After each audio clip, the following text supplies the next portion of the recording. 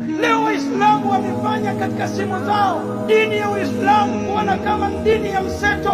Leo Ijumaa, kila mmoja kwenye status zake ameweka Ijumaa Mubarak, mara Qur'ani, mara nini, mara makorokoro, mtindo mzima.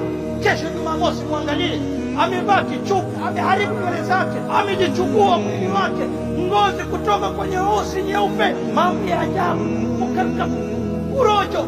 Huyu ni jana alikuwa tabaki ni mtandio chake cha ukweli, ni Muislamu. Jana tu huyu alivaa kanzu zake, anaenda kusali. Jana tu huyu alifanya mambo mema, wanamwabudu Allah kwa msimu. Na wallahi tuangalie, hili linaweza kutupeleka pabaya. Yawezekana tunafanya istihza, tunamdanganya Allah subhanahu wa ta'ala. Ili upate mwisho uliokuwa mzuri, ni kuwa na nia ya sawa na utakaso uliokuwa wa sawa.